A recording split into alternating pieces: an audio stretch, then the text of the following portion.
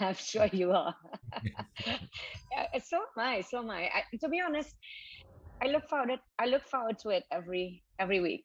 Yes. It's always interesting, and we always have some really good conversations. And I think the listeners and viewers appreciate it, and sort of just coming from perhaps seeing the citizens' points of view and how people are feeling about the issues that's going on in Trinidad and Tobago today. So it's always enjoyable to be here. How That, has your week been? well, it was nice. I have a lot of work doing. I have a little project going on at my place, so I've been tied up with rest and work. Which is I, good, which is yes, I good. had And to. to finding some time to rest. Yes, yes, yes, yes. So what's on the cards today? Yeah, well, I was thinking, I know we have Mr. Duke, which is lovely. So I'm looking forward to that. That is our guest. But what I really wanted to discuss that Judith Jones task force report. I know it's 307 pages, but on the abuse of children in children's homes, um, physical, sexual abuse, gang rape, prostitution at these institutions, and it was horrific. I'm sure there's not a person in Trinidad and Tobago that wasn't moved by even reading the summary. Did you have a chance to look at it?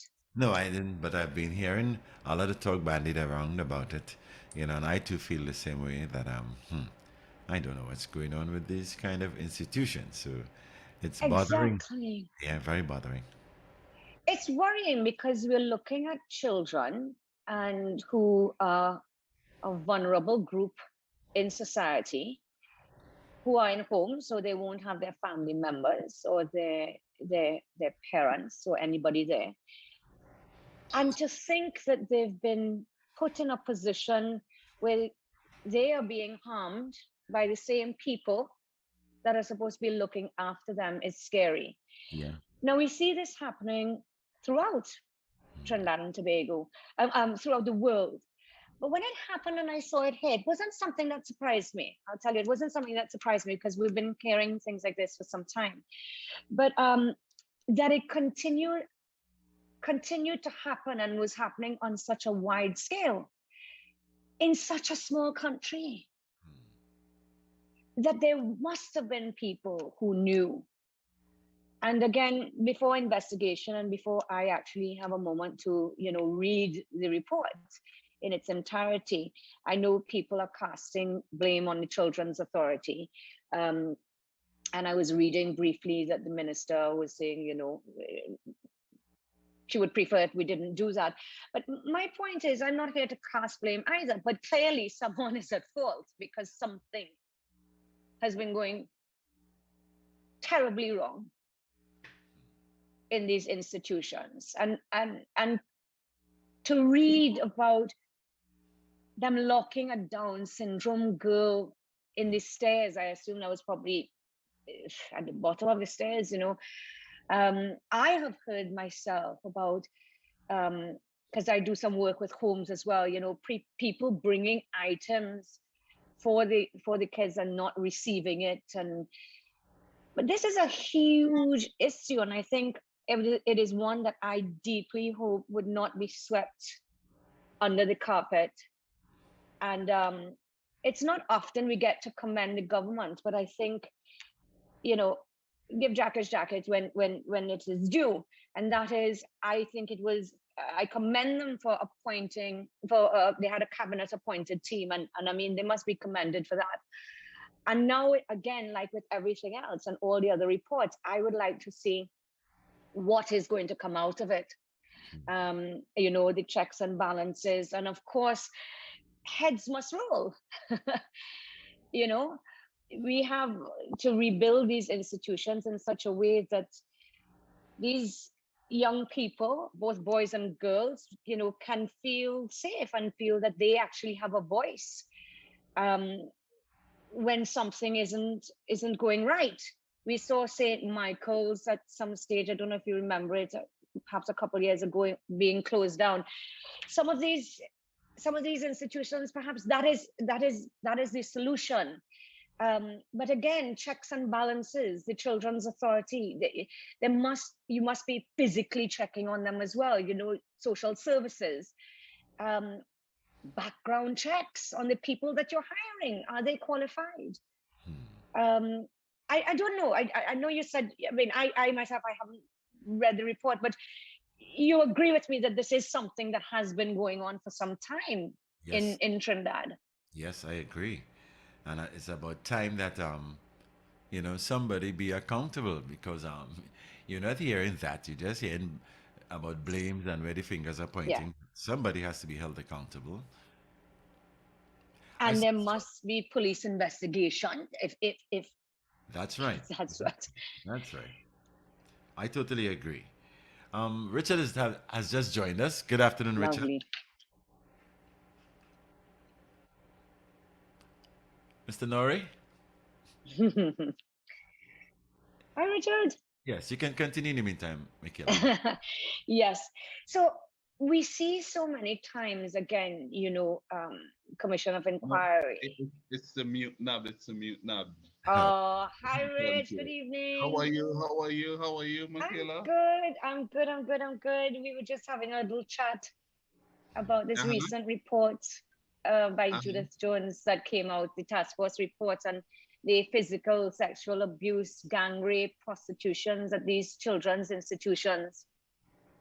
I'm saying, yes, I mean, I commend the government for for the cabinet for appointing a team. And now that the report is there and it's 307 pages long, I hope something will be done about it, and that whatever recommendations the the judge has made, that that something is going to be done, that there will be the police investigations, that charges will be laid, that those who have committed these atrocious crimes would be brought to justice, um, and have to answer for their crimes, because the most vulnerable group are children. You don't have your families there, you don't have your brothers, your sisters and cousins, anybody. You're sort of just locked away. And I mean, to me, it really, it shook me to the core. But not, I mean, of course, I feel terribly sorry for these kids, but it also angered me. And I felt, good, what is going to happen now? What is going to be the result? Because it's continuous reports and commission of inquiries and all these things happen. A lot of money and time is spent. And then when it comes to police investigation, and then even if the police begin investigating, the country never hears anything else. There's we don't hear any follow-up. We this report has been laid in Parliament. It is there and available, um, for the public to view and read. And I think, as a country, Trinidad and Tobago, that we need to demand that something is done, because these children who are being abused and gang raped and being used as prostitutes do not have a voice for themselves. So it is something I take personally, as a citizen of Trinidad and Tobago, to say, I think we have to not let this go quietly and let political bacchanal or any kind of other bacchanal um, take away from the importance of this. Let me join you, my friend.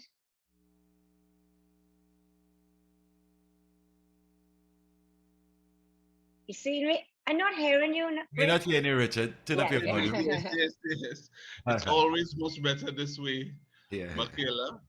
You can't hide that captivating beauty, by keeping your camera off. No, I So, just wait for you so that we do it together at the same time, okay, all right. because we work together. Yeah, yeah, indeed. But Rich, you're tell me so what you right. think about this No, this this it's situation. terrible. And you understand this country and its systems well, because although you say you hope that they are brought to justice, and we all hope that as well, those who have the perpetrators, the problem is the judicial system. That's a big part of the problem. while we have brilliant judges and attorneys throughout the country, what you have is something is wrong with the system that prevents justice from taking place on a timely basis. And you would know as an attorney, Mickela, that when justice is denied um, through excessive delays, then you can't really call that justice when it happens thereafter, because justice has within it some timeliness attached to it. If someone does something to someone and at this moment they want justice, but then they have to wait 20 years, and when the justice comes 20 years after, it doesn't carry the weight or the feeling again. Some of the people who wanted it could hardly remember exactly what happened because they got over it. They tried to move on. Some have started families. Some other members of the families may have passed on, all types of things. And you now bring, you follow what I'm saying? So I agree the with big, you. big problem there is um, the system has a problem. And I think that problem, the root of it is the parliament. Because why haven't we addressed that side of it to have laws flowing from the parliament in the forms of acts of parliament that would say to the judiciary in some criminal matters that they have this amount of time within which to address these I types of agree. matters? Yeah. So they just go there and they linger for years upon years. And not only that, it gets worse because you can actually get the trial done and then find years before the actual judgment Yeah. in any way or form. I'm not just saying it in criminal sense, but in the civil courts, years after, before you get any kind of justice.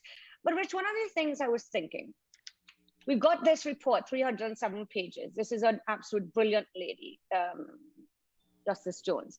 She's come up with a report. Surely she's also come with some recommendations. She is saying through investigations, physical sexual abuse, gang rape, prostitution, and the horrific likes of the sort. Now an investigation, a police investigation, will have to take place. So let's start there before we get to the courts.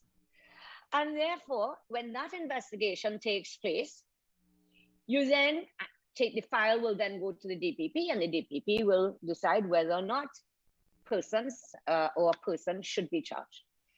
Then when that happens, you have to wait for the matter to start and the whole process, and it goes on and on and on.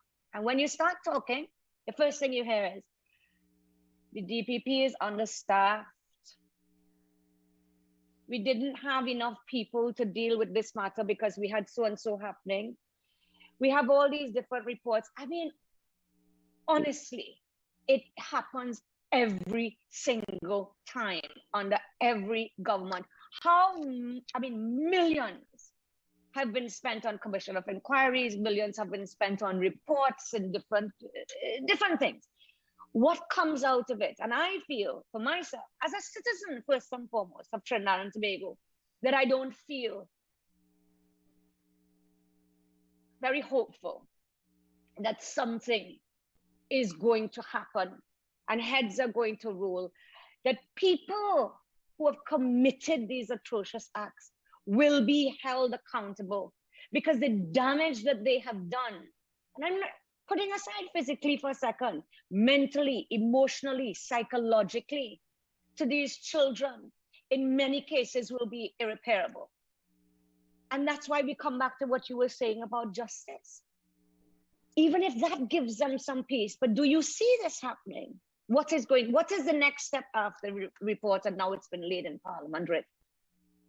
Well, what I can tell you to add to what you have said is some of those same abused children who are victims, they're going to grow up and start families, and they'll put these things behind them. They will try as best as they can, and their matter would still be before the court.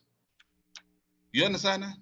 And that is to accentuate the point as to how long it takes before the basic stuff that should be done to give people justice in this country.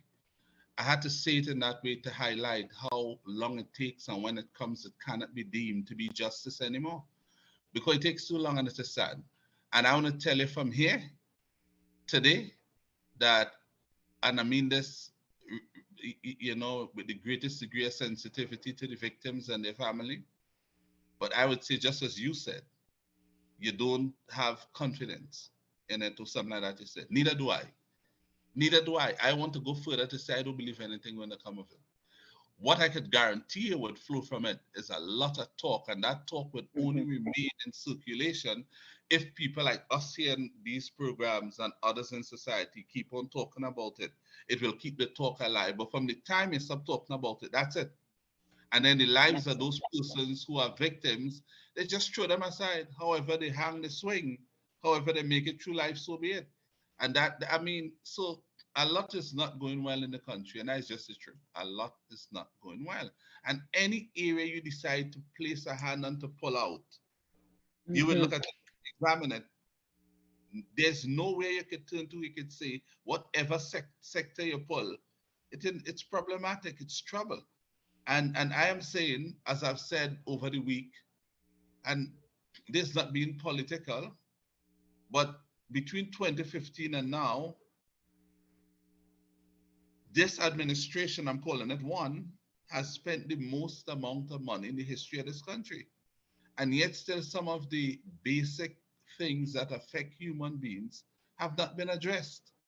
And you have to wonder where all that resources was poured, what direction, where it went. You hear all this money spent, but if you hear like these children who are victims, you can't stop a perpetrator because it first begins in their mind, in their head, and you wouldn't be able to know what they are thinking until they express it or act out what they are thinking. So the society is in a reactive mood to criminals who demonstrate that they are criminals, because they have to do it first so that you know they are criminals. And then you have to respond to that. But it's the responding side I am dealing with after having all that resources spent. We should have the capacity to respond much sooner after these things. Here's an opportunity before us right now with these youngsters for the country to respond and bring people to justice. And I'm saying from here today, because I have no confidence in the system based on what has happened in the past, I am saying today that I don't think anything will happen. And that is very sad. And I can't point to any part of the resources that we had that was spent that I could say today that, or that would enable me to say today that, well, we have improved this area, we have improved, So let's see how it will go. I think in the next 90 days, we'd hear something. They're not going to get that. And that is sad. They are going through the same system that existed all the way back in the 1940s or earlier. And that's sad. That's right. And we're in 2022. But going back to something you were saying, it really is, if you close your eyes and sort of just picked any sector or anything, to deal with it or to address, whether it's what's happening with the children, whether it's what's happening with crime, whether what's happening, it really feels as if we have simply plateaued and we're running on automatic. And I think it is a government's job to instill confidence and certainty within a population. And I think we are a very uncertain population right now, that we don't feel that those in authority know what they're doing, or perhaps put differently, have the political will to do what needs to be done. And I really think when you get to a stage where all you are really doing is out in bushfires, you can't focus on what needs to be done. And perhaps, dare I say, the Prime Minister needs to stop listening to the noise and recalibrate and look at what's happening in the country. The gap, the divide we speak about between politicians from both sides of the political spectrum. There is such a disconnect of what's happening in society. There's such a disconnect. It feels as if there are people making decisions and policy who don't have a clue about what is happening in the supermarket and how much food costs, how people are suffering. We're seeing, once again, we're seeing COVID cases. We were talking about that the other day, Rich. COVID cases are rising in schools. I've just seen something come up. I didn't get a chance to read it, but the Minister of Health says, oh, but there wouldn't be a lockdown. That's not your first answer. Remember, we talked about this last week, Rich. We said we hope that will not be the first thing that you say. So what then is the answer? We saw it coming. We could have predicted it coming. So yes, you're right. The country feels in a state of hopelessness. It feels like rudderless almost, where there's no plan.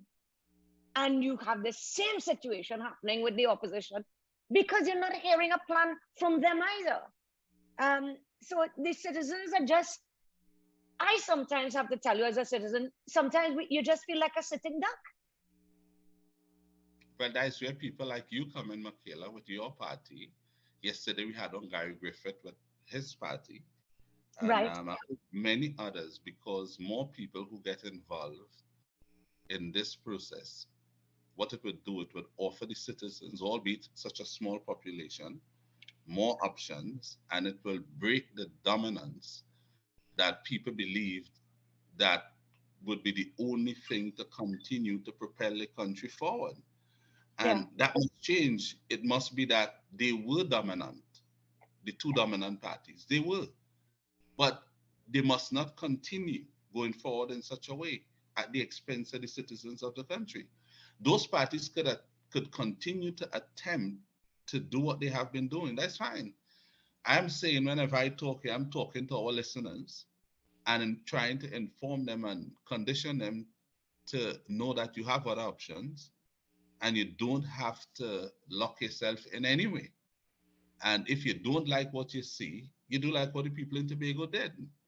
Um, that is what you call having options, notwithstanding that Duke parties are still in the political, how I should say, landscape of things, quite a new party. And yet, look at the type of success it was able to produce. So that those people saw a new political vehicle, they didn't like what they had, and they jump on board, and today it seems as though they're settling down and things moving forward. The country needs to have more like that. That is irrelevant to your party, because your party, Duke Party, Gary's party, and any other party, the MSJ, and whoever else comes up with one, we had the young guy on Daddy Mac, what's his name again? From South? You mean a Nikolai? Nikolai. What's the name of his party? I can't remember the name of his party, but All Nikolai. right. We do him a disservice there. We should be able to call him his party. Yeah. I would not again, Nikolai, if you're listening. He's a great young guy. He's a great young guy.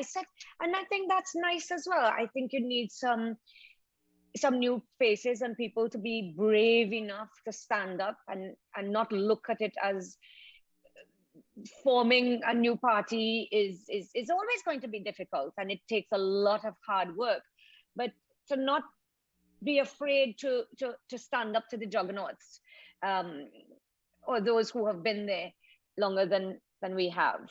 And I think it is about giving people choice. And in fact, I did a show yesterday with two Guyanese politicians, and we were talking. That was the discussion was about third parties' role in Caribbean politics, and it was a very, very good discussion. I mean, what we have to always remember, though, in Guyana, they don't have the first past the post system, which always works as a disadvantage to newer parties, or third parties, as they call it. But even so, people were willing to give new parties a try. They did form a coalition, and things worked, and then they had a no confidence motion. But the politics is evolving. It's evolving. They're finding their way. New people are coming up. Younger people are coming up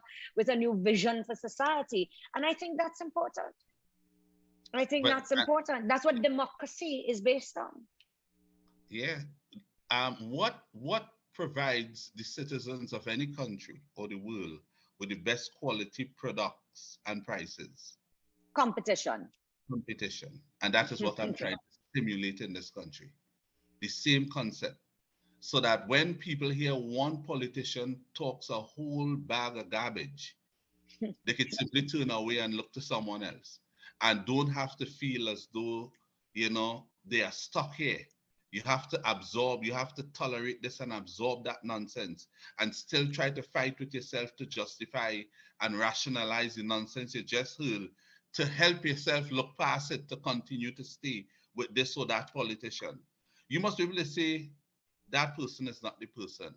Let me listen to somebody else. Just like when you go to shop, Yeah. you look there, you see something you want, but then the price is a bit discomforting. You look at it 3, 4, 5 times, you analyze, you purchasing or your disposable income that you have to shop with, and you tell yourself, I love it, but it's just a little too high. You, Too you go, high. you go to the store, you go to another store, and then you know what? You end up falling in love with something different, fitting you better, look better, and guess what? And More cheaper. for yeah. And you pass back and look at that one and say, it's a good thing I didn't buy that, But It's a good thing, you know, because what would have it's the happened? same. That's it. It's the same thing with the political parties. These parties must come out. They must use the platform. If you're going to form a party, have some people with you, be able to mount, go on a corner, get on programs, get your message out, keep getting your message out until something gives. Traction would take place at some stage. But the key thing, sometimes you are thinking people are not listening to you. And sometimes, not you, but in general, politicians. Yeah. Yeah. And they're wrong because you feel you talk today and you didn't get the feedback right away. You tell yourself, people didn't listen to you. But let me prove how inaccurate that is. Go and talk the same way and say something outrageously, Yeah. and they will see Yeah. how quickly everybody comes to condemn you and say, move off the scene, we're doing it wrong. Well, the same way how they'd have heard that, they heard the good message. They That's a responded good to point. one, but sometimes when they didn't respond to the good message, it's simply because sometimes they're still trying to internalize it. And they want to make sure it's real. Sometimes they like it, but they don't want to be the early attachers to the song, Mhm. the new message. So they want to hear the person some more. People have to be out there when you're running your party and keep on. Look for issues. And if none is showing up in a way that will give you the type of platform or opening that you would like to have to capitalize, then the fact that you formed a party, it must have had a cause attached to it. Go back to your corner, Mhm. Yeah. your corner purpose, and keep on talking about that and try to apply to every issue, how it would work, how it would fix. You won't get a reaction today. Even if people start to argue with you, be good about that, to be happy about that, this about negative publicity. At least you are making an impact to occupy people's mind to make them want to respond. Someone like it, someone like it, that means you're in a very good place. Once, even on the radio, people willing to, and sorry, I just miss Skippy sometimes, but if people want to, yeah, you know, say that better. If people want to do that, it means you're provoking, it's provocative enough to cause some people to be moved in some way. And as soon as they respond to it, there are those who will come to defend it. And what is happening? Your message now is being dissected. People believe some good, people feel it ain't good, some believe it's good. The in between on it, your message is moving along because it will go Yeah. to every corner, to every corner. And before long, you're going to be in a place where you never expected to be, sooner perhaps than you possibly thought of. So I'm saying to all those other political party leaders, and including yourself, Mickela, fire away. We have too many issues. The ground, the turf is really good right now. The two dominant parties right now are viewed by the citizenry as not real options at this time. Mhm. So people have to come out there and demonstrate that here's a potential vehicle you could attach yourself to Yeah. and help solve some of the problems that have been affecting you. And just get those messages and start. Don't wait 2 weeks before the election. Sometimes people watch it, they look to see how durable somebody is. What is your lasting power? So Yeah. that you have to go out there and show I am tough. I'm prepared to take this thing. People Yeah. get shut up about Watson Duke. I think he's joining us around 5. You're going to be here, right? Yes. I'll be here for it. Yes. Duke is a metal man. I mean, say what Yeah, you want. he You just can says tell. what he wants. Oh, that's it. Tell him wherever he has We his have focus. different styles of politics, No, but of yes. course, I'm not saying people had to do it the way Duke has done it. You know, my Lord told um, Moses, and he told Joshua that he would be with him the way he was with Moses. But then Joshua started trying to emulate Moses, and none of the magic from Jesus, from the Lord came. And then he had to look inwardly, and then he got the word that told him, I will be with you as I was with Moses. He didn't say, I will be with you if you pretend to be Moses. It was Correct. very Correct. different. And then he started Right. doing things in the way his personality allowed him Right. to be. And then he started parting waters the same way. The Lord started working through him because originality was applied to the situation. That's right. And all you have to do, and you are right, Duke would do it his way because he's wired different to Mickela. And Mickela is wired different to Duke. But getting the message out, you all would do it differently, but to get it out should be the commonality. You understand Yeah. what I'm saying? To give people, how 100%. would I I do. know there's another option out there if I'm not hearing what the option is? Or if I don't even know about the option. For me to know about the option You have has to to. be saying, hey, look across here. It has stuff, Correct. that type of Correct. thing. And I am Correct. saying the time will come once we have this intense competition to hold the office of power in the country. What would happen, and I'll conclude here, what would happen when all politicians realize that it is an intense battle, intense competitiveness to get in? What do you think it will do They'll to up their each? game. They will up their, and who will benefit? The The people. people of the country. There you go. Because the man who inside now, every day he can't sleep because he's studying. I wonder if I made a mistake, I'm studying how to fix it. What else I could do tomorrow to please the people? So they'll keep me here. As it is now, a person gets in and they start to speak loosely.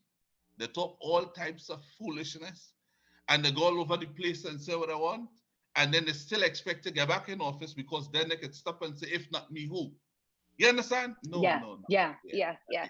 And that is something that is important. I think, like you say, and your analogy is great. It's competition. You have to therefore try to be the best. And That's it. and because you are vying for something in certain circumstances, you just as well, we say it, you're selling something, you A, know. a politician, It's a product almost, it is a product. You're peddling right? something, and You're therefore it peddling has something to something, sell. which is, this is my vision. Yeah, We may agree, some people will agree, some people will disagree, and you cannot expect that everybody will ever agree. It is an impossibility. That will never that is happen. an impossible. It didn't So there happen. will be people who will accept what you're saying, there are people who will like what you're saying, there are people who will disagree with what you're saying. But I think the mere fact that people will have different people to listen to, because there will be certain people, as we say, that it's just not their cup of tea. And then there'll be other people, they say, yes, I like that. However, I didn't like how he said that, but I understand what he was saying. But it gets people thinking and it gets people talking. And that is when it's healthy. The political blood begins to flow through the country. And only good can come from it, because I have always said, and I repeat it, people have become a lot more politically savvy through, whether it is the internet or social media, the ability to get information at your fingertips. So you're right, the message is what is important, to give people a choice. Look at And if, look at Nia Motley yeah, in Barbados. Since she was Attorney General first, and then she got the opportunity to lead her party, she was talking out from day one on anything. If the water only look a little dirty in the drain, she had something she's just to talking say. about it. Yes, yes, and very firm and harsh, and will drag people over the cold fit. And she'd always go back to her corner story in terms of her speech. She's not interested in what people think about what she says. She's going to say it because it's to help the Bajan people. You know, today Yeah, who's the prime minister of that that's country? right. And this is That's right. second term where she swept everything. She Started did. from She did. Yeah, started from very little, built the party back, and has now won twice, big victories. That's simply because she was talking all the time. So Yeah. that what you would find is that sometimes people would not buy your message, because they're arguing against it. But you know that they say, I have heard so many people like that. I don't like what I hear, but I like how it is being said. Yeah, Yes, yeah. yes, yes. That person had the passion, they have the energy level. I feel they would fight for me.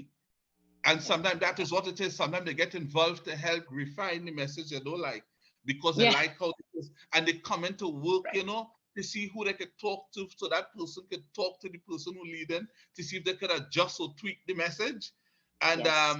but they like what they feel. When Eric Williams, you read a story here, so many people have told me when Eric Williams came and started leading Trinidad, some of them didn't like how he looked. Some of them didn't like his height. Some of them felt he didn't look like a real prime minister. But they like his voice and how he came across as a solid man. And my grandparents and all would say, I don't know the man, but he sung like Mhm. you know what he was talking about. Right. I know that. And they voted for him. He Yeah. sung it like he Like knew he what he was talking knew about. what he And was then talking about. that's it. And they voted for him for that. And it swept the country at that time. You have today so many more people with that level of education and brilliant minds in this country. All That's it right. takes is to go out there and all the technology you have today and keep sending out your message. You today have TikTok, you have this, you have that. Yeah. You think people feel you're annoying them or you're provoking them or whatever. So be it. But you just keep on doing it. You just keep on doing it until the day will come that day is your day. Your time will come. And I show you have heard that before. Your time will Yes. come. And what the worst thing that happen is when you're waiting for your time to come, but someone else comes and does what a current political leader would have liked to be doing but was not doing, and a new person comes and take your day. You understand? That has to be guarded against. If I'm a political leader, I you're not going to speak out on every single issue. I'll be very selective. But Yes. there are so many issues in the country today. Every week you can hear me on at least two. On at least two. And if I Yes. feel Yeah. like too many, you go hear me at least on one. You Mhm. know? And if Because I run every out, day something's happening. something else. And if I think I run out, the one I used the very first time, You I come come back and put again. that back out again. Yeah, of course. You understand? Absolutely. Yeah. Absolutely.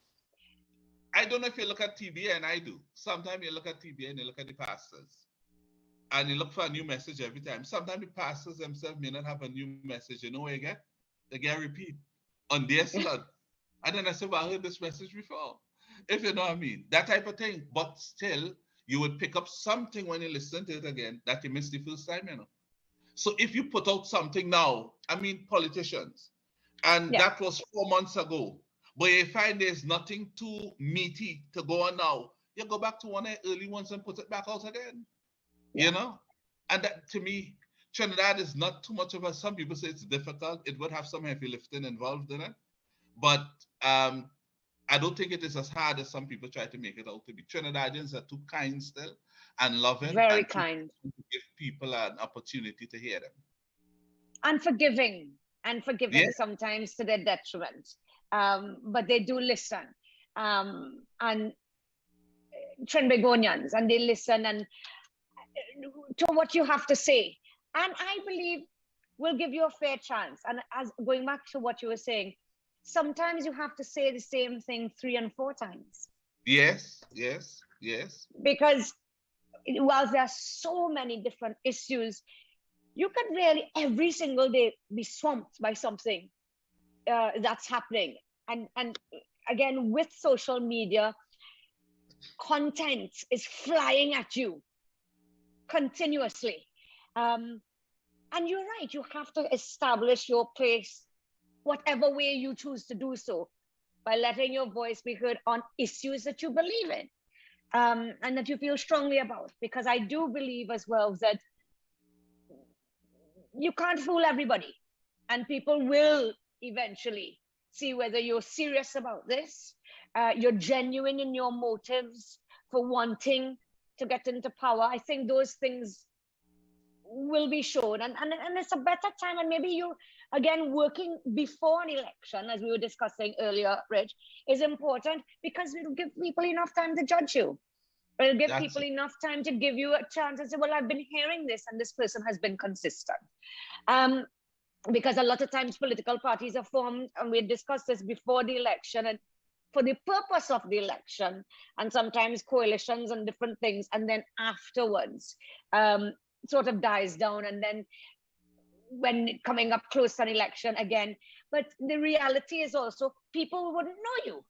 And like my uncle Subhas used to say, they don't want to buy cat and bag. Um, you know, so you have to, I agree. And it does take time, and it does take work, but if you enjoy what you do, it's not work. You know, get out there and get your voice be heard. I think you're right. And if there are people, sometimes in Trinidad there may be obstacles, but you can find a way to get your voice, to let your voice be heard. And you're right. I'm a human being, and I'll tell you, sometimes you do feel that no one's hearing. You know, Rich, and you say, well, yeah, well, I'm not too sure about this, but you go on and push. And we have greater opportunity to do that now again with technology and social media. So we're on the same page. Yeah. So I don't know how difficult it could be for political leaders, especially the new ones, to get some people who are skillful in certain areas. Again, I'm, I hope they're all listening. Um, if I'm a political leader, if an issue comes up around the economy and I'm not an Yes, economist and that's not my field, what do you think I'll do? I'm gonna get, to the best of my ability, an economist or two, not talking to them at the same time, and I'm gonna make notes to find out this issue, what you correct. think, this how you react to that. You know, I'm looking, I want to lead the country, I'm not strong in this area. How would you address, how would you respond to that? What you think is right with it and what you think is wrong. So when I come to put out a message, it's quite a balanced one. I'm going to highlight what has been done that is good about it, but I'd also highlight, because it's competition, you know. I have to come now with the downside of it Correct. and show why the Correct. downside outweigh the good side that they think is a good side, and let them know that they will, how this now would impact the people.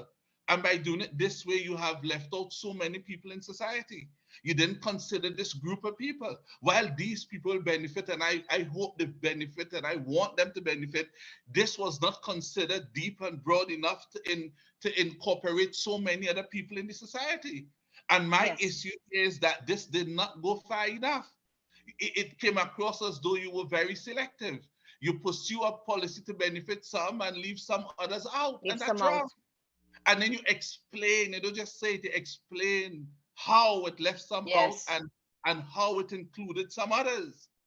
And it might not have been my idea, but I spoke to the correct people whom I got the correct messaging from, and I came and delivered it. Because to be a political leader, you're going to have some knowledge in these things in any way. So that when you get it, you have you have a clear understanding exactly what you're going to do. So if a question is thrown at you, you can easily deal with it at that time, so that they know it's you who are the person dealing with this issue at this time. So that you don't go and try to talk about the fishermen who now protesting. I saw them on television the other night and talking about the gas and saying that the prime minister should step down and go home. You're not going to talk about fishermen unless you have some knowledge about the pain fishermen go through. If that was me as Exactly. a political leader, I go down there and meet those fishermen and tell them, But push that's up. what you would do. And that's And what tell you would them, do. yeah, Yes. yes, that's what I do. I And push the that's what boat I out would do. and get You the go and camera there. find out. Yeah, I Yeah. want to see how far I had to go and how much gas and I'm taking money up for Crystal Yeah. Banker. Let's, but the camera must be there because I'll be losing some resources. But the payment for that is that it must be captured. So it had to run. You follow what I'm saying? So 100%. Yes. people see these little things. People see it. And the fact that you may think people staying quiet, they're staying quiet because they're still trying to get a proper And reading. And absorbing and yeah, and making a proper assessment, which is fair. yeah, yeah. Which is fair. Which is fair. So I'm saying we are saying all of this, I think, to say, while anywhere you put your hand and pick out any issue, it's problems. Yeah. we do have the potential solutions to those problems in this country. And if those problems can only be solved politically, we have the political capability. We have the political capacity to respond to solve those problems properly. And that's what we have to be. And how I know we have that with political leaders like yourself and Duke and Gary and others who want to get the opportunity to show the country that they are patriots and that they believe the ideas they have for the country, they are just as good as those holding office now, or even better, and why they should take this direction instead of that direction. Nobody, I think, will occupy the office of prime minister in this country with the intention to crash the country.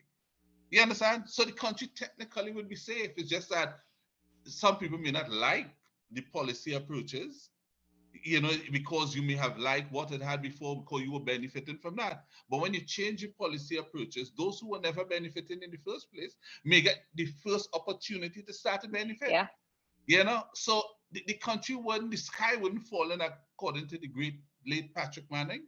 But it might be difficult for some, but more enjoyable for others. But the key thing is to get a different look at what can be done. Another leader might come and take over this country and realize we have been what is it endowed, I think, with resources, right? That Yeah. can be used in a commercial way that could generate another booming sector apart from the hydrocarbon sector, that and do something differently. Now, how would somebody else discover that? Because this person is wired differently to the people who are there now. And they may have a calling to something else.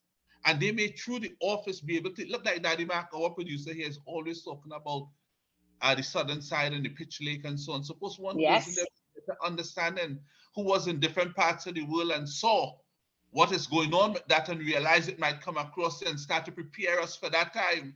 And then people may say, no, he's mad. But when it comes, they're going to say he was a visionary. Because look Exactly. now. You understand what I'm saying? Exactly. Yeah.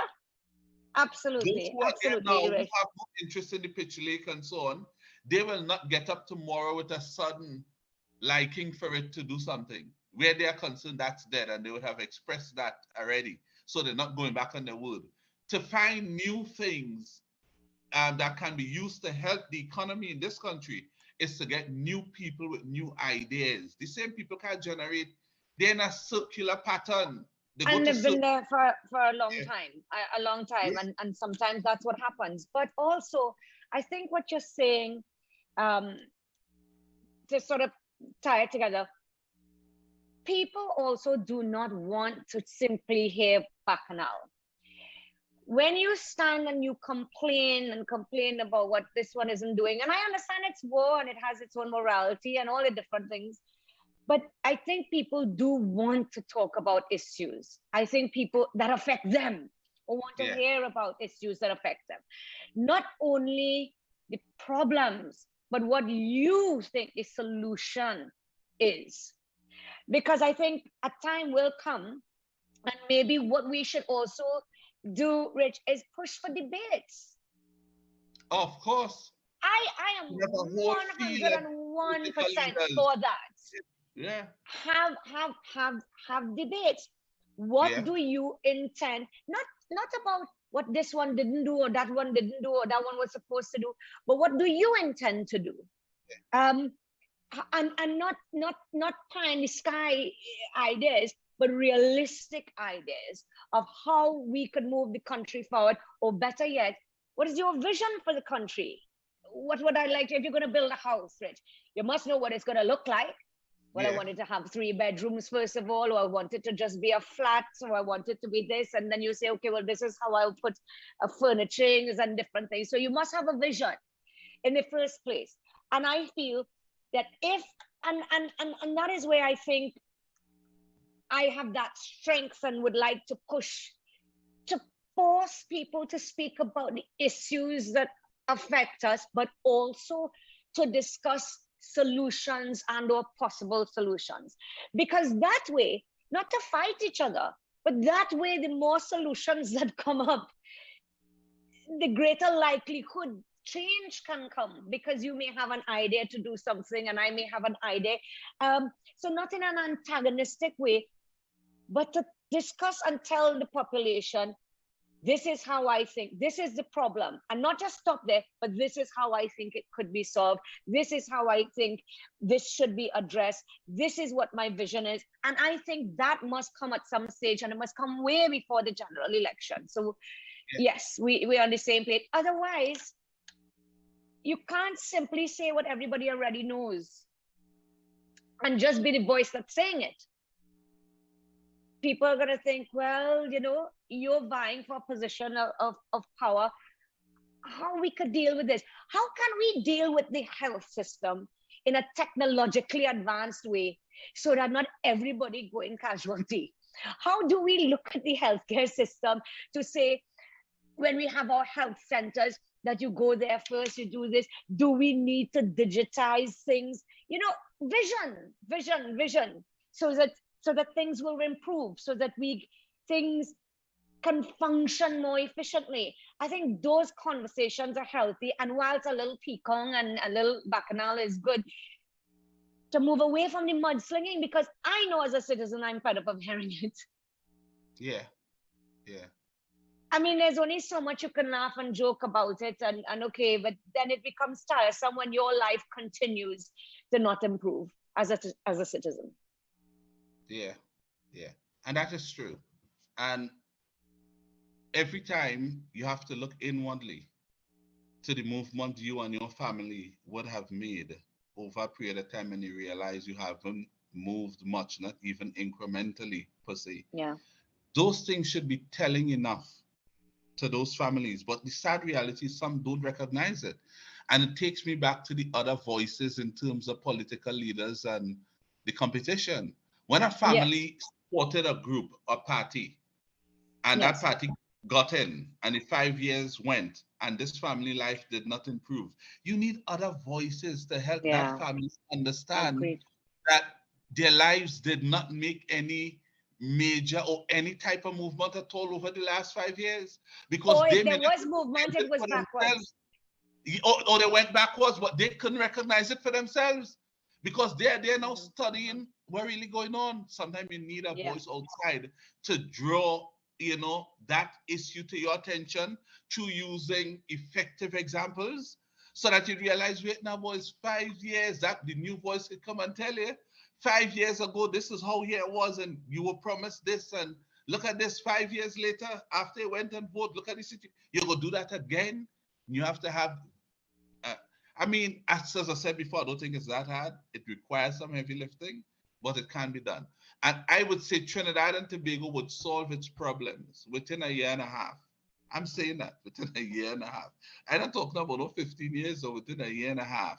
Once we get the political intensity to become in such a way in the country that it's the norms for the people, where each politician knows that the people who support it today, the politician is uncertain as to whether or not he has that group for the next election.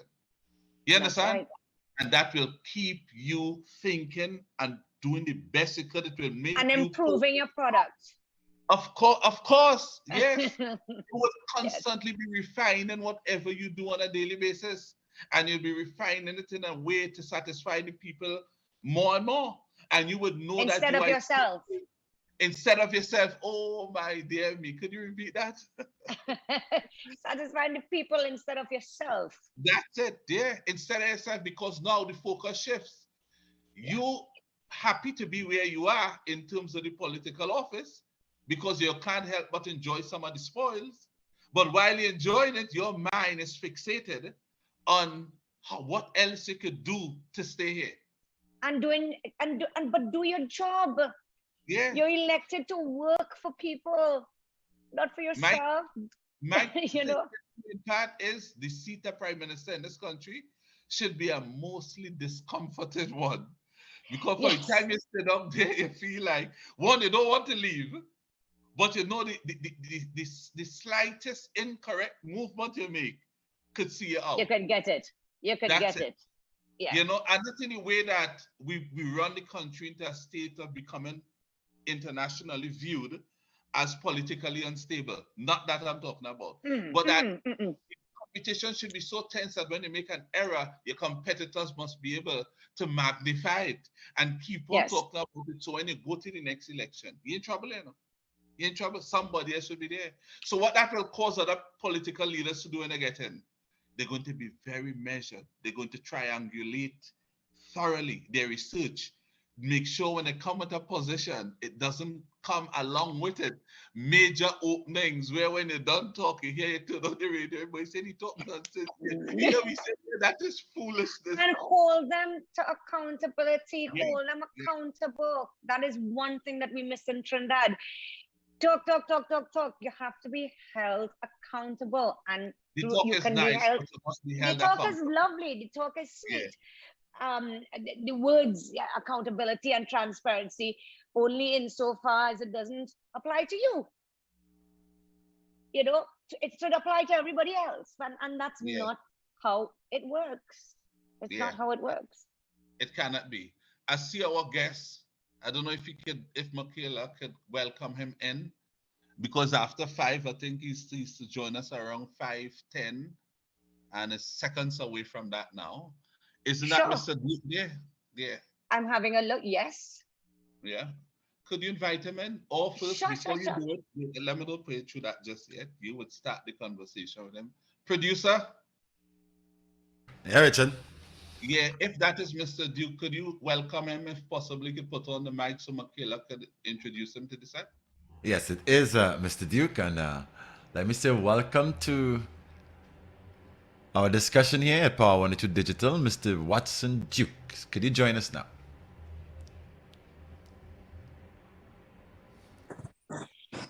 Okay, here he is. Hello, hello, hello. How are you all? How are you, my brother? Hello. Good afternoon.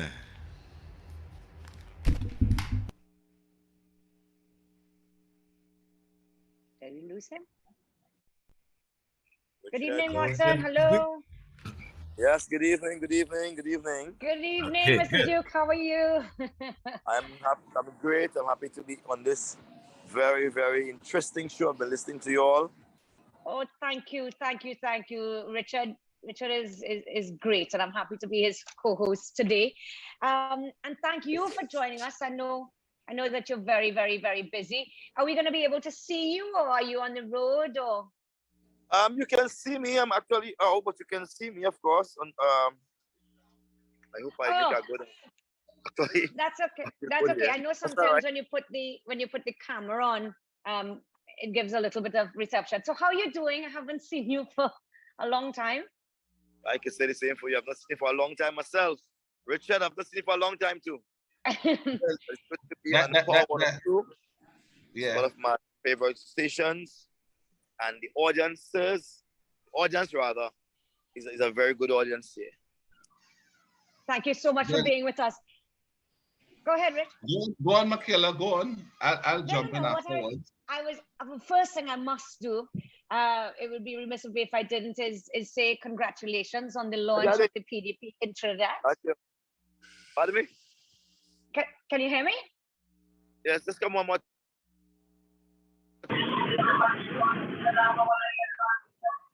I feel technical. I'm not hearing. Okay, you can hear me.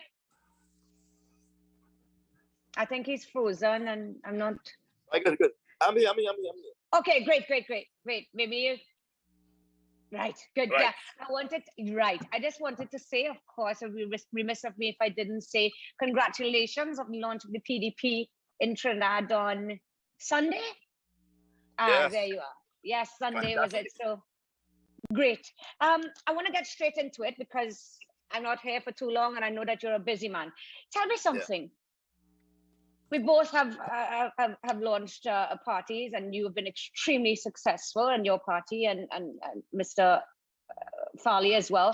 And I wanted to ask you your views on campaign financing, because campaign financing has always been a huge challenge for emerging parties. I don't like to call us third parties, emerging parties. And just before and you would have gotten this as well, just before the last general election in Trinidad and Tobago, I believe it's through the parliament, political leaders of all parties received the document asking for our commentary on campaign financing. You would have gotten that as well. Do you think that is an important issue now, and especially for emerging parties? When some parties we know have spent hundreds of millions of dollars on elections and all sorts. I have not read the document as a founder and political leader of my organization. I've not read the document, nor have I been given the document. But I know for a fact that it was legislation that this current government wanted to pass, and it's also legislation that has been the discussion of political organizations. My take on political financing or election financing is twofold. It should be done by the state partly, and also by whosoever wishes to contribute. Yeah. So if it's the state, that'll be taxpayers. One sec there. Yes, state meaning taxpayers should contribute part of the party financing, and some should be done by private citizens. Therefore, the amount of money one spent in campaign should always be capped, and capped in the sense that it shouldn't be too exorbitant, because persons should rely upon their character and the ability of messaging directly to the electorate as the main reason to bring voters to the table, rather than trying to outspend each other, because it will seem as though Trinidad and Tobago, the man who spent the most wins, except for UNC in 2013, when they would have backed the TOP in Tobago elections, and they spent money like water in Tobago. They would have outspent the PNM, and they lost 12-0. And also the PNM, who spent money like, it's like a flood. Way more than us, money. Way more than money. We spent no money. Zero, zilch, nada. And we gave them 50-0. They stole back one after midnight. They stole back a seat after midnight. That's what they did. So campaign financing is one that should only be sufficient for the parties to do the basic things that may be required for campaigning, basic things. But the extra things, that's not necessary. And so therefore, one should not rely upon the dollar to win the vote. And when you say about being capped, because the Representation of the People Act, which is so outdated, I think the cap is it 50,000 or 25,000? I think 25,000. I think it's either or. Councillors or 50,000 or some kind of thing. Ridiculous, it's a ridiculous sum. It's a very ridiculous sum. How can that though, even if we went through legislation, you said, well, taxpayers will pay some and private citizens, how do you police that or enforce that? Well, you can't, you can't. I mean, around the world, in big countries with big legislations, I mean, what people do is hire lobbyists to go out and get money on your behalf. And so the money never comes directly from a private citizen to you, but through the lobbyists, the money comes to you. And so when that money is washed through the lobbyists, it's difficult to really define who is giving what. Yeah? Correct. So tell me something, campaign financing, it will be something you'll support, obviously, and I hope so, and we speak from the same voice. Well, yes and no. Let me be honest with you, yes and no, right? Because campaign financing, based on what they put forward, could prove very detrimental to an emerging party. For example, if you're asking persons who are giving money from the public space to register their names, or to give check only rather than cash, then you'll find some persons will not want to give to an emerging party, because just in case that emerging party doesn't make it, they would not want their name on a list as supporting them, because they're supporting all parties, and the list goes on. So we have to be very careful that what we're asking for doesn't damn the chances of emerging parties. Those parties who are out there, like the UNC and the PNM, they have their coffers filled with dirty money. right? They have them coffers filled with dirty money. Because if you ask them how much popcorn and cake the party sold to put in the coffers, not enough. But they have way more money than a finger could count. And so I'm saying that we have to be careful we ask for that and not try to be all holy and good. We need money to run a campaign, and how the money come, it come at the end of the day. Once we don't steal it. I'm comfortable with that, right? But there should be some level of control. And I want to say it should be done from a personal level, the level of control over the way one spends. I tried the PNM and the UNC for spending money in excess. You don't need no $100 million to run no campaign in Trinidad. You don't need all that money. People are stealing the money in the name of campaign financing, right? How, if you are so good and you have had 5 years in office or 5 years in opposition, you know election is coming around. What you do with all that money? To me, it's crazy, it's insane, and it's corrupt, right? You need money, yes, but you didn't know $100 million to run no campaign. I agree with you. I agree. We will disagree on some parts of that, but that's what democracy is about. We don't have to agree on everything. Tell me something. Do you believe that the issues facing Trinidad and Tobago are the same? Yes, are the same issues. Yeah. That's the same issues. And what would you say the three main ones that you would think the main issues that affect Trinidad and Tobago? Lack of resources. Well, let's start with joblessness. Joblessness, no jobs, which breeds joblessness, lack of, well, I would say hopelessness, breed by joblessness, lack of proper health care is also a major problem. Because healthcare and defense are two main organs of any country. People are going to get sick all the time, and people will be under threat all the time. And so we find that healthcare is a serious issue in our country. Millions of persons are dying because of lack of proper healthcare. I don't mean millions here, but around the world. And scores of persons, hundreds of persons are dying because of lack of proper healthcare. We need to find a way so as to make healthcare truly free and truly available for all. That healthcare is a big mafia. It's messing people up. Sick people are dying because they don't have the money to spend. They have to be in a long waiting list. That's mad. It's totally insane. So it comes down then, at least in my view, is mismanagement. Mismanagement. And that I want to. Right. So mismanagement of the healthcare service. But I listen to you, and we say more or less the same thing in terms of one of the biggest problems that we face in Trinidad and Tobago right now, and as far as I can remember, at least, is waste, corruption, and mismanagement. Are you you're in agreement with that? Okay. But this boils down to that. It boils down to that. Because if you look at waste, the word in itself, there's a lot of wastage. Mismanagement, you just use the example of the healthcare system. And of course, corruption, which we are aware that takes place. And that has been a hindrance to Trinidad and Tobago. Yes. One of the things, Mr. Duke, that is almost a pet peeve for me, and I don't hear anybody talking about it, and I would like to hear your views on it.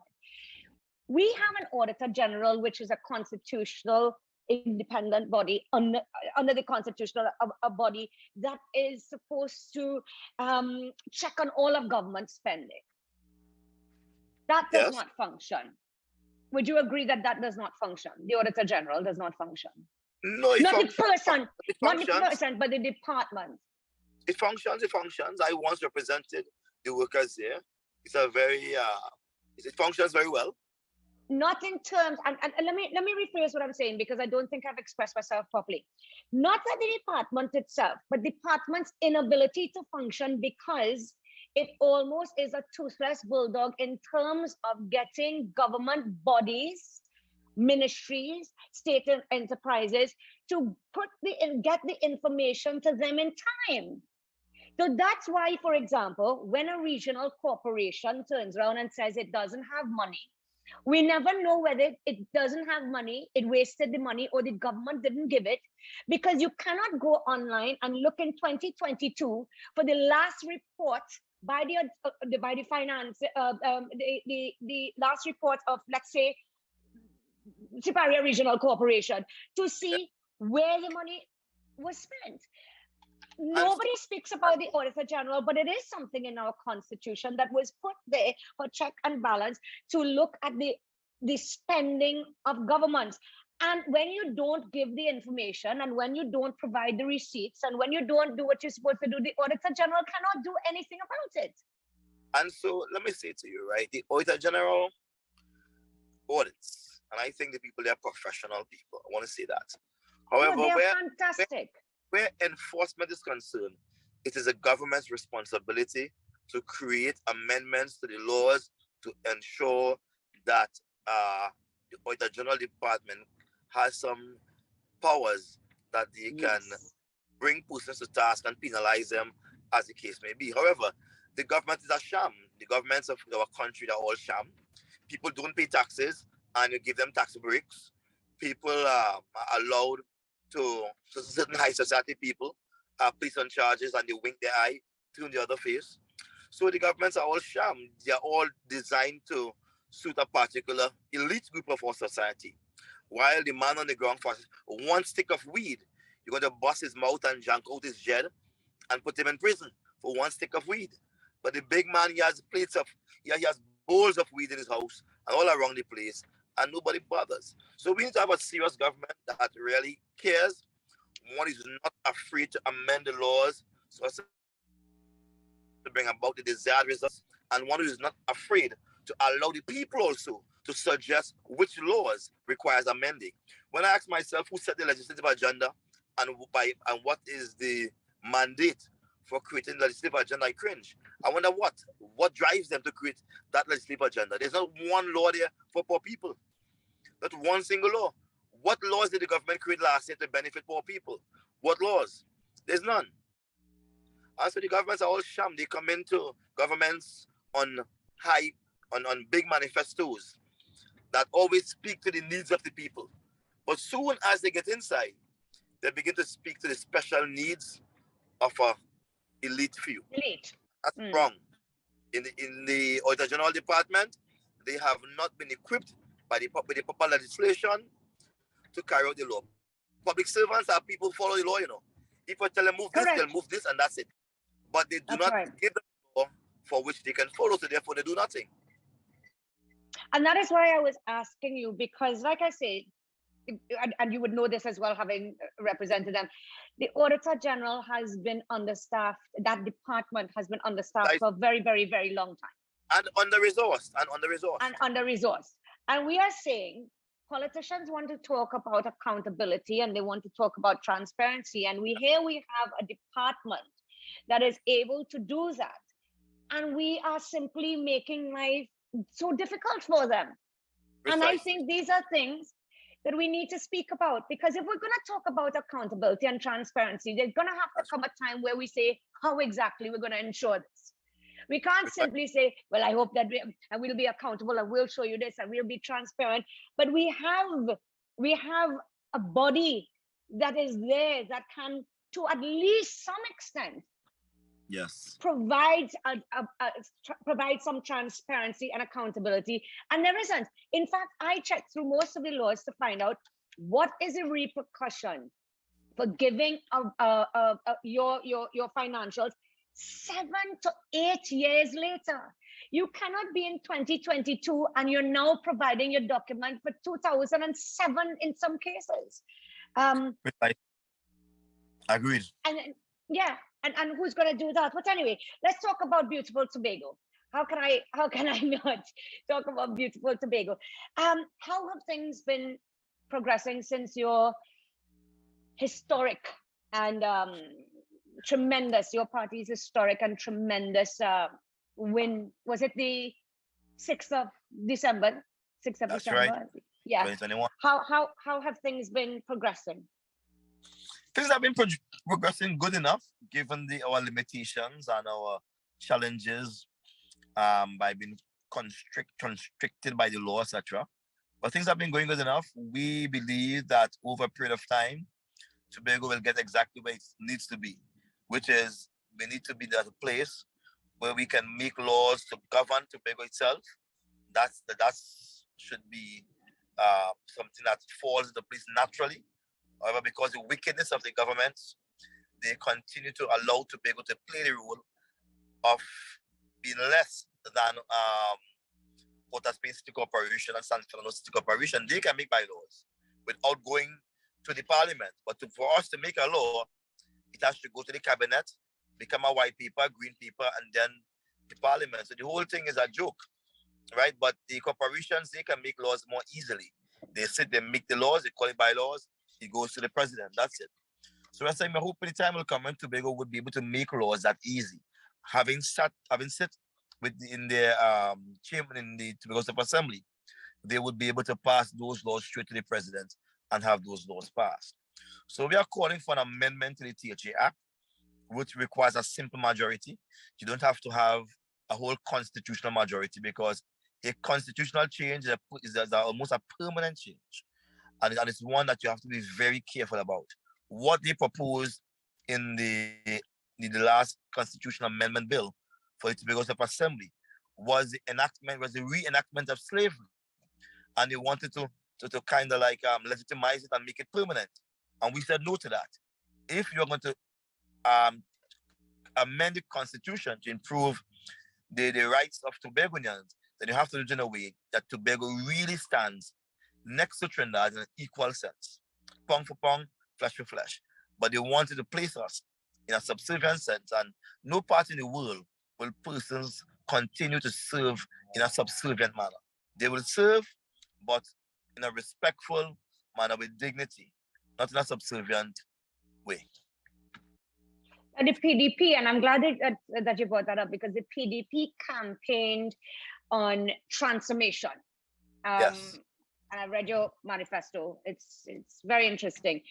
But one of the things is there was a promise to efficiently work on making Tobago an independent state. It's actually highlighted. Sorry. Are you okay? Yeah, sure, sorry. no problem. I just said driver. No, that's okay. I can't drive out of where I am because I'm going to get cut off. Just to okay. Okay, yes. Yes.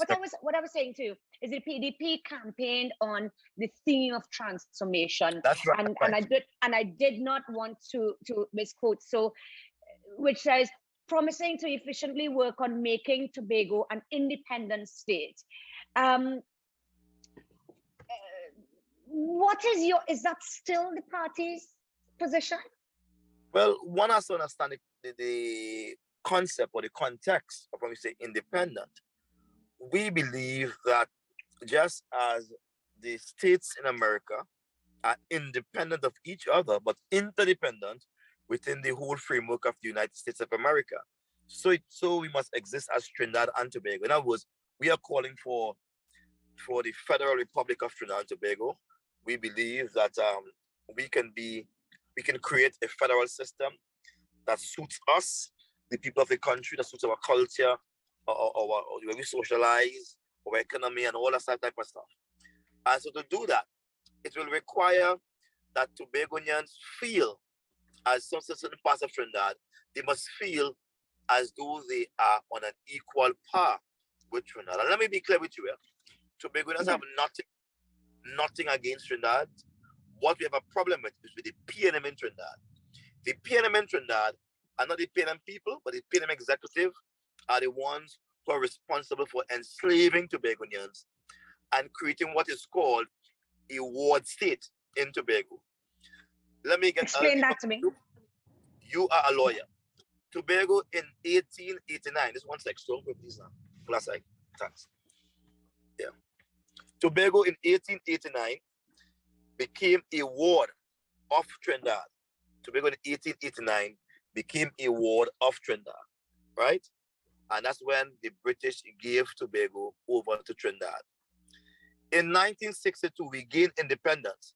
It was Capildeo and Williams that went to the Queen, and they asked for independence for Trinidad, not for Tobago. Tobago was an appendage, continued to be an appendage to Trinidad award. And so they got independence for Trinidad, but Tobago was as an appendage. So Tobago is not an island of equal status to Trinidad and continues to be so.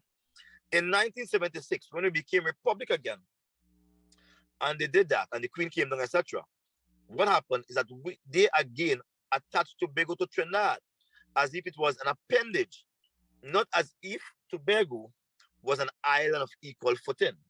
And you will discover that by reading the new constitutional amendment, THA Act. What it says is that, and this act will there will be equality between the islands of Trinidad and Tobago will no longer be called a ward. You will find that there in the preamble somewhere around there earlier.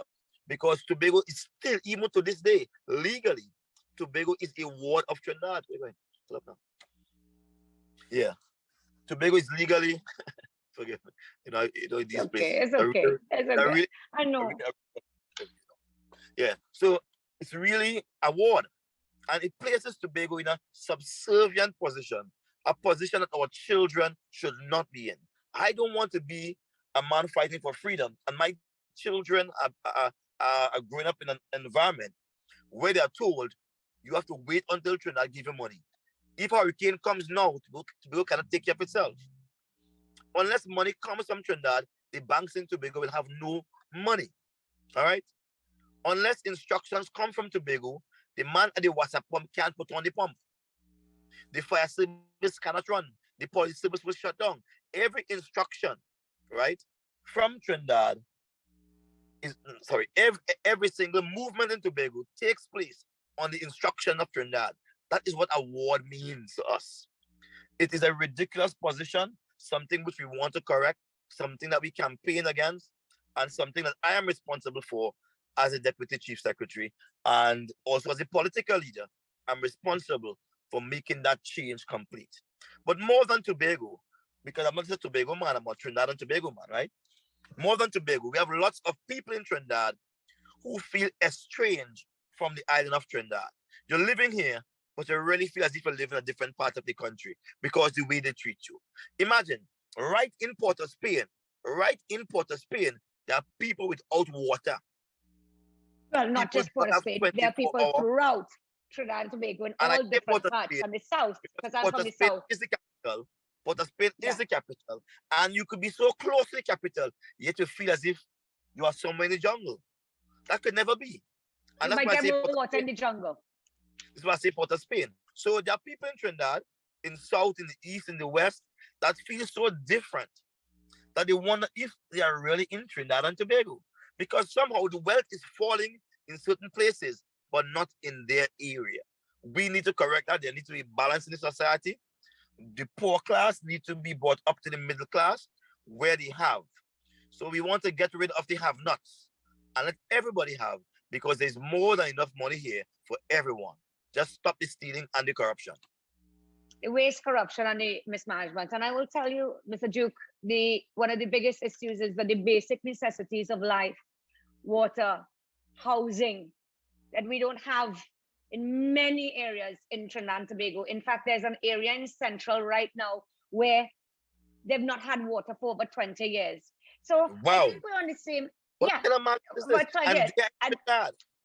So water, which is a basic necessity of life. That cannot be the quality that we are speaking about. And I'm saying that we need to address equality in our country, and all citizens must feel equal, especially when coming to the provision of public service.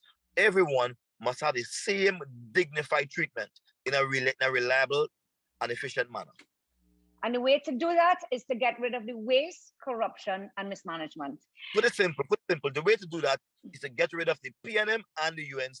Install the PDP. Simply put. That's why I'm here. Well, how dare you? How dare you? That's why I'm here. And I say install the PF, which is why I'm here. So we go on more. All Take care, right. my friend. I know that you're busy and it's been a little bit difficult with the reception. I thank you for joining me, and we'll see each other soon. I'm sorry so much for the bad connection. All right, take care. That's Bye. okay. You take care. Be safe. Okay, Jeff. Bye-bye. Bye-bye. Bye. Quite a Rich? nice interview. Yes, yes, yes. Yes. Mickela, yeah. I wanted to ask Duke, I was hoping that you would have asked him Mhm. if, because in I his launch, realized he was, sorry to interrupt you, Rich. I realized what was happening was he seemed to have been going somewhere. yeah, And I'd look, and like the driver had to keep going round and round because wherever he was going, the reception was cutting off. And you know, I wanted to be fair to him, and if I ask him something, be sure that to give him the opportunity to answer. But please go ahead before where he said he I was, love you where and he leave said you. he was. He was in his car, right? No, he's in So his Trinidad. no, in his car, in his vehicle. No, I was seeing that. Is he in the country? I think he mentioned he was in Miami. Yes, I think he Well, he said. very well, we very well may have been. Yeah, So what had happened yeah. was he was in his car and the driver was driving, and then he said to me at one stage he said at one stage he said, "Yeah, boy, don't drive down there. Don't drive down there. We're gonna lose reception."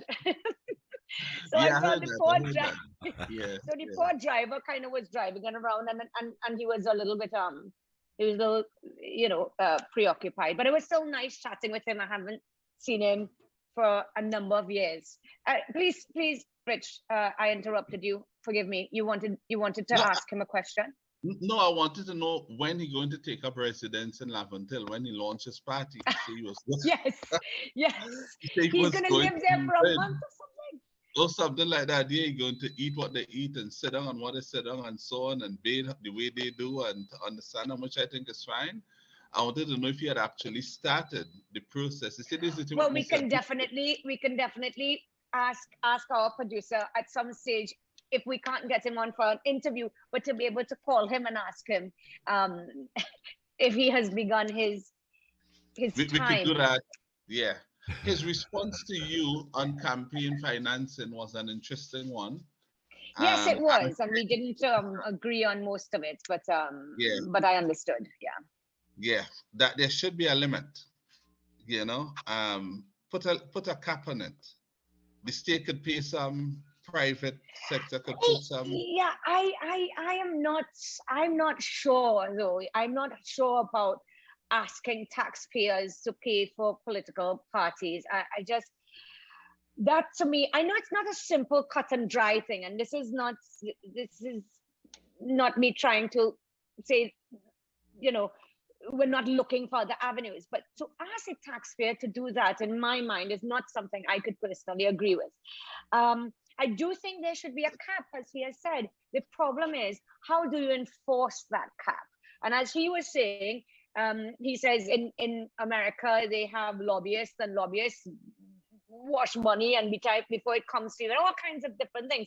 But campaign finance reform is something that still has to be spoken about. I know that he wasn't happy with it because he says you have to be careful, because then you're going to have to say who's giving it to you, and then they may, you know, if people give you money in bags as opposed to, so most of that I have to say, I'm terribly sorry, I did not agree with. I know it takes a lot of discussion, and it is not a cut and dry discussion, and different ideas and looking at how things work perhaps in other countries and throughout the Caribbean is important. But I can't agree with I'm sorry, making taxpayers have enough on their plate to say that we shall take a portion of that. I can't agree with that. It's done in America. If you decide to take money from the state, you can't raise money. Right. Yeah. Okay.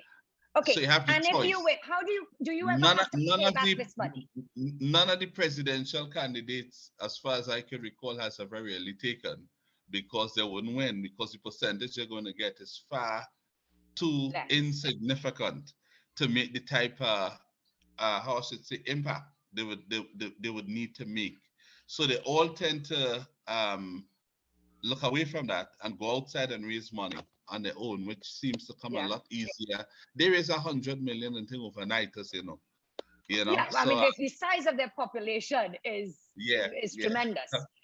every state Is they go tremendous. to, they leave with a lot of money, because while they cover Exactly. they raise money one time while they are talking. There are people pushing the fundraising side in that state. Yeah. So they make Fundraising hundreds is of millions. fundraising Yeah. is important, but campaign financing is something that needs to be discussed. Sometimes I think when you spend 100 million or 300 million dollars on a campaign, which is a risk, how you take it, there's no guarantee in that. How many people could you have helped? How many, just through volunteering, shelters you could have built, or the simplest little things within communities? I mean, that's a lot of money, but I guess the risk is worth it for the end product of getting power. Now, see, in Um, America, the message wouldn't get out unless because you it's a could. huge country. Yeah, and the media, they're not doing it for you for free. Everything in America is detailed out. Exactly. So you had to But have money Rich, to pay ads. Yeah. what I also have understood myself, I used to believe, listen, what you don't have in financial resource, you can make up in human resource. That only goes so far. You do need money. People talk about social media being free, etc. That isn't completely true. So you will need some kind of financing, and I agree, you don't need $100 million, but there must be some kind of accountability in terms of what's happening, and I think it will benefit. Whether it is that it's capped, again, we have to discuss how something like that could be enforced, but something has to be done in terms of campaign finance reform for emerging parties. And it seemed like Mr. Duke liked my word emerging parties because he used it instead of third parties. So Yes, yes. so I may have to coin that one. Don't let them take it, Eric. Make sure and tell them it's me. Tell them it's Mick. Right. Yeah, yeah. Take it. Yeah, I mean, if it's yours, you should, Of course. become the owner of it. It's yours. Own And I it. will see it. I'll be witness to that. I will see it, and I Thank you, my saw and friend. heard when you said that. Thank you. But Watson Duke is a very, I should say, a very different type of politician. For example, when he came on, when you asked him to put on the camera, you saw him walking around with this bag on his back. You know what I mean? Yeah. Which is, So where he's going like, yeah. So, yeah. His position is Deputy Chief Secretary. Yes. Yeah. And but what he does that is unique, the regular man who sees him, that would be very appealing to them. yes. And yeah. Yes, because many politicians, unfortunately, are not relatable. You never see them doing normal things or being normal people. So yeah, Today they wear the most expensive suit somewhere, yes, makeup and everything, men and women. yes. I mean, And the parliament. It's something else. Something else is the main focus. Not yeah, not to solve problems. Something else not is to the main solve focus. problems. The Yeah. priorities are wrong. The priorities are Yes. wrong. Very, very wrong. So Duke, when you look at Duke, you see a regular guy. You see somebody, this is the point I was making earlier on, who perhaps, you could relate to. Yeah. Somebody who you believe is feeling the challenges in life the way you are feeling them, and the impact they have on you, you could feel it's the same way they're impacting him. And with that develops into connectivity, so you can relate to this person. That's right. That's right. Yeah, You have to be able to relate, be yeah. relatable. Yeah. So So I think it Rich, was a refreshing interview. thank you. Thank you. Yeah. Thank you. I thought it was nice. It's nice, always nice to chat with Watson. It's always entertaining. No, you always Always get a very entertaining. different perspective on the same issue. Yeah, of course, Yeah. of course. And like I said to him, I mean, I told him I don't agree with certain things. And that's what democracy is. We're not supposed to sit there and just echo each other. That's what a discussion is. And that's what we're here for. And I'm really glad, that he came on. But you did I'm a glad to be fine here job with you today. in that as a Yes, political I'm not an leader. interviewer because I don't know. No, but he didn't try to play down his party because you are a leader in your own party. You stay No, I focused wouldn't on do the that. issue. Yeah. And that is good. very, very good. I think Watson picked that up too. So he felt to me quite relaxed and it was a warm interview for him. You know, I think Yes, he of was, course. There is a time and place for everything. And I'm glad you liked it though. I'm glad you no, enjoyed no, it. Rich, and I'm one day sure. I'll get as good as you. One day I'll be as good as you. And that takes years Yes, of I hard didn't know work and you were in the experience. business of gassing people brains, you know. But it's true. I It's see. time. It takes time and experience. And every week, I try to, do better. I've not, sort of done something like this. So it's nice and No, no, no. exciting. I must I'm say, enjoying it. clearly, you come across a lot more comfortable now, and so you can see the growth on a weekly Thank you. basis. But it's And not we as though had that 4 they got shows. to cut to do. There's just a little things, you know, and I think you covered them already. So I think you're in full flight now. There's no more Nice. growing. I think now you're setting, new levels for us going up the road. Yeah. So Thanks, Rich, excellent and I enjoy indeed. it. Yeah. Thank you. I know we come in as like 11 minutes, and I know we rush into 6. But what is your reaction though? To on another issue. Um, I was listening. I think his name is Selvon Richards. I know it's Richards. He's the trade union leader. I think for the President of the Prisons yeah, Association. Prisons Association. Tommy, Yeah.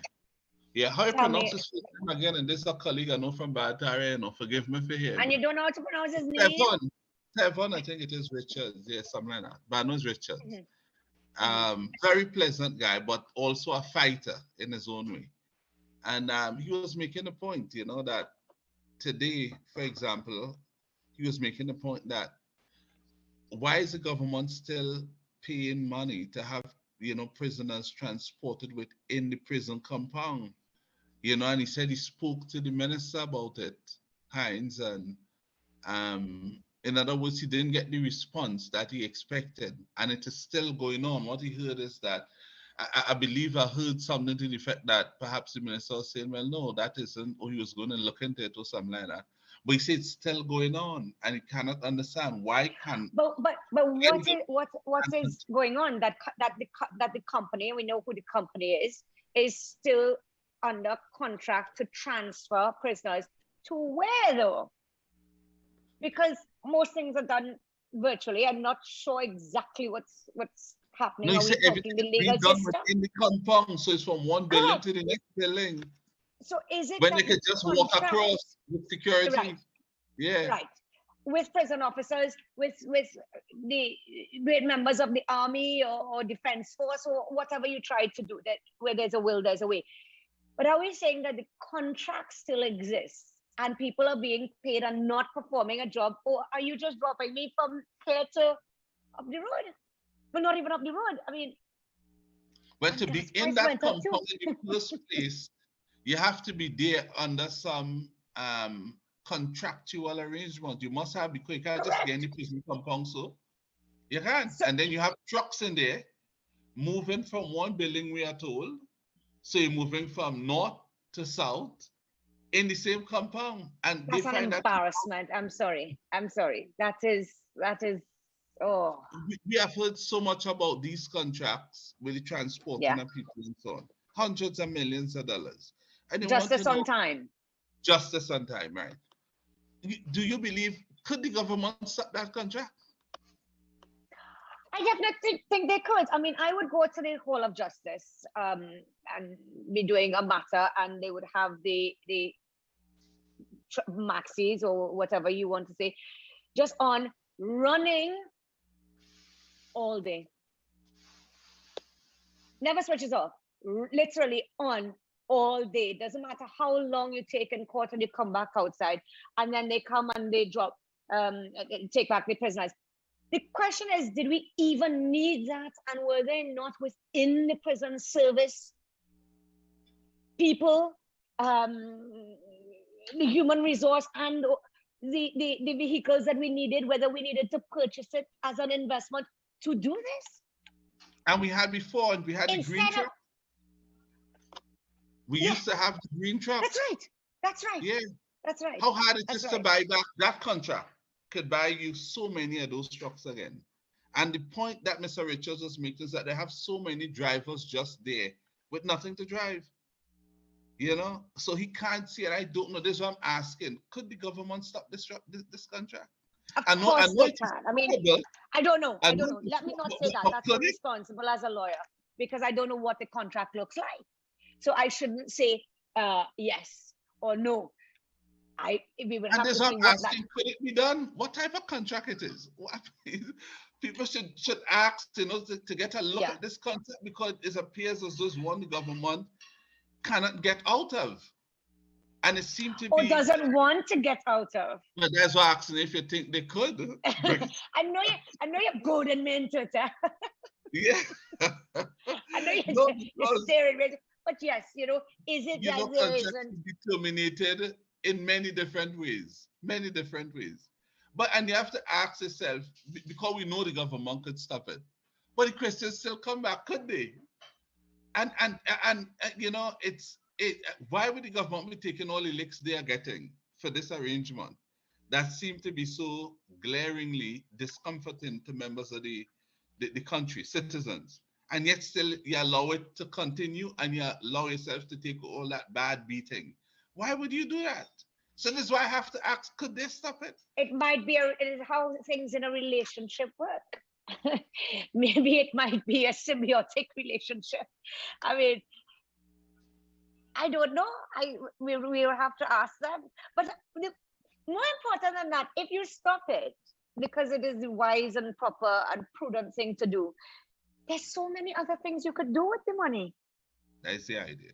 Rehabilitation of first-time prisoners, first-time offenders. There's so many other things you could do. And Rich, we always have this conversation about prioritizing what is important. Is this, given the economic state of the country, is this a priority? And could the money be spent better somewhere else? We're seeing the same thing happening with the police cars. Yeah. We have PECPED, because I travel up and down for Spain to go to San Fernando. We have all these new police cars, yet how many of them? And one day, you know what I'll do? I'll say, park them all over, because whether Vimcot is now closed or, what is happening, they have private places, and I don't want to call anybody's names, where 10, 15, 20 police cars are just sitting there waiting to be repaired and will probably just rot away and nothing will happen to it. And why is the solution just buy a new one? If that was your own money, and your vehicle breakdown, or you needed to change a part, you'll just buy a new car? No, I'll go and fix it. Never. You'll go and fix it. They sell parts. Find out what parts. Exactly. Find out what parts it needs. Yeah. Exactly. But you have you spend all this money on these brand new police cars. Is this helping crime? Is this reducing crime? What is the justification at the end of the day, at this moment in time, to spend money on these new vehicles when Vimcot was set up? Vehicle Maintenance Company of Trinidad and Tobago set up to repair vehicles. So one must always be out. When one is being repaired, as this one repaired, it is out. So the police always have vehicles. Why is this solution? Let me just buy more. Why is this solution? Let me just buy more. It's not their money. Solution cannot be let me just buy more. That's the point. Yeah. Taxpayers' money is treated with no regard. And who's the agency that normally gets the job to go and purchase the cars? Come on, something else. Yeah. So it's a really terrible, messed up sort of system we have. But some of the new political waste. Yeah. You see, we're falling under now waste. Yeah. Right. When we talk about the different system, mismanagement, and then corruption. Waste, mismanagement, corruption. We get rid of that. You don't need. It's not rocket science to fix this country. I'm in full agreement. I know we're coming up on 6 o'clock. It's always a sad time for us to stop our co-hosting. But I will see you next week. Closing remarks until next week. I'm again going to I'm going to take your advice and repeat what I've said before. That's the better thing. I'm really worried about the rise in COVID cases.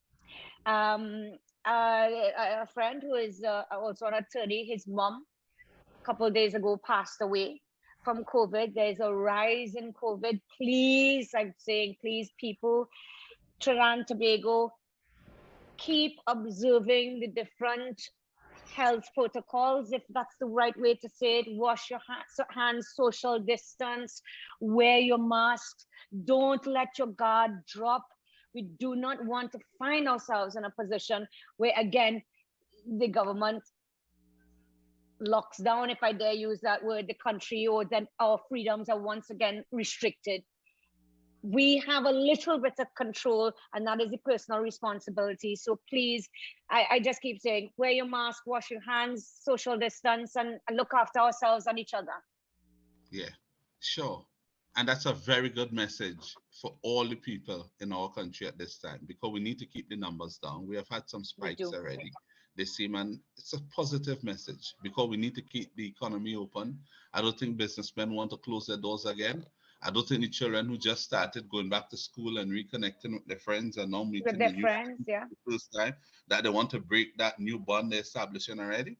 And in order to make sure it lasts so that we can continue to remain open, they had to go with your advice, Mickela. Yes. Mickela, yeah, I think so. Thanks again. Thank you. Thank you. Until Thank you, week. everybody. Looking forward to being with you again next Thursday. Next Thursday. Yeah. Okay. Okay. Okay. Bye-bye. Thank you very much. Yes. Okay, bye-bye. We've been chatting with our co-host, Mickela Panday, our host, Richard Noray, and our special guest, Watson Duke. Straight ahead, news at 6. National Disaster Prevention and Preparedness Month, NDPPM, is here. The National Disaster Prevention and Preparedness Multi-Sectoral Committee